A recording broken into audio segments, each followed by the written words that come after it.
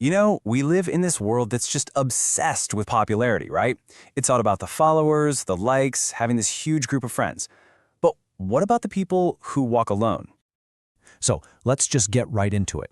Is there really something wrong with people who don't have a ton of friends?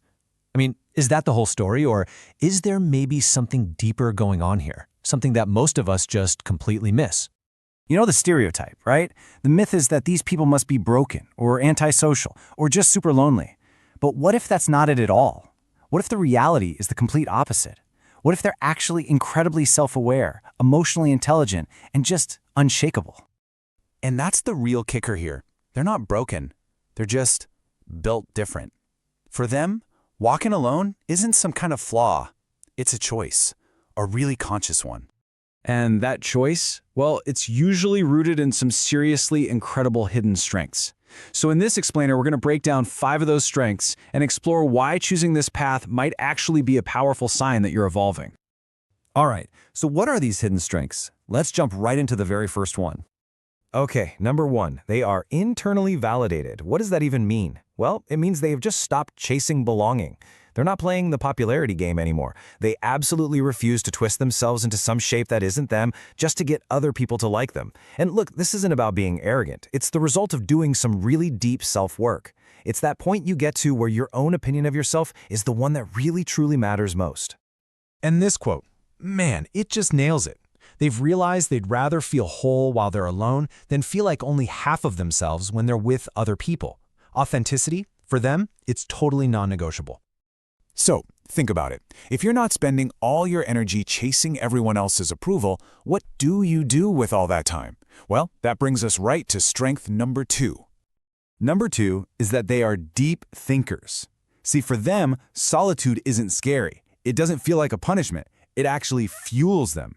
That time alone is when they recharge, they reflect, and they do the real work of personal growth. Like long walks, journaling. It's all about processing what's happening in their lives and actually learning from it. That's how we evolve, right? They're filling their own cup instead of waiting around for someone else to do it for them. And this is a really, really important point. They're not antisocial. Not at all. They're just anti-surface level relationships. They're looking for depth, for meaning. They would way rather sit quietly with a big, interesting question than make fake small talk that just goes absolutely nowhere. And when you're that committed to depth and to knowing yourself, it just naturally leads you to a place where you're going to fiercely protect your energy. And that brings us right to our third hidden strength, which is all about boundaries. These folks have incredibly strong boundaries. I love this idea that having fewer friends isn't some social failure, it's a boundary win, right?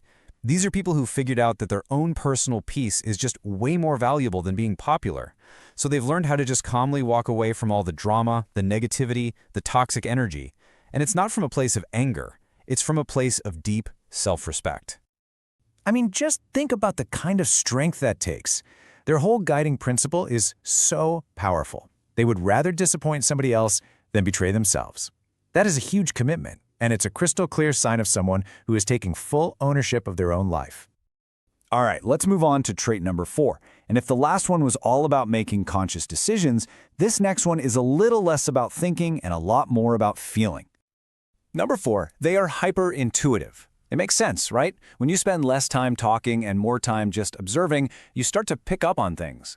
These people can read energy like a book.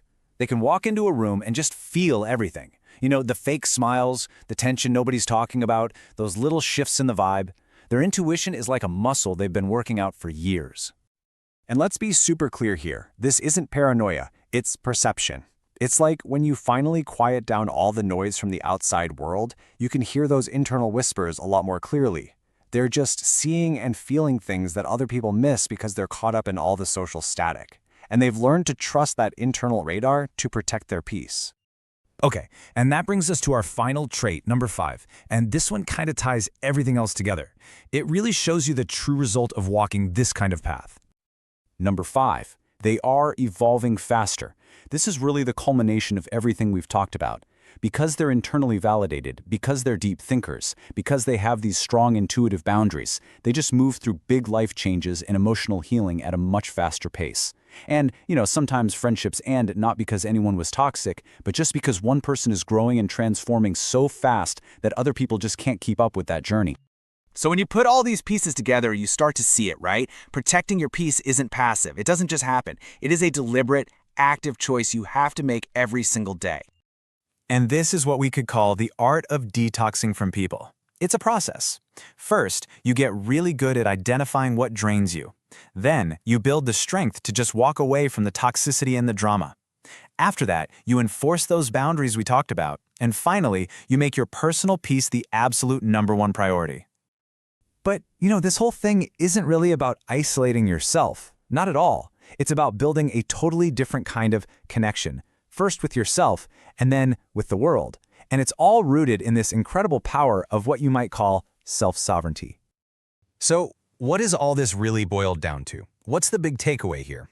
Well, it means you're making a conscious choice not to waste your time and energy in places where you aren't truly valued. It means you're choosing to live in alignment with who you are, instead of from a place of feeling like you're not enough.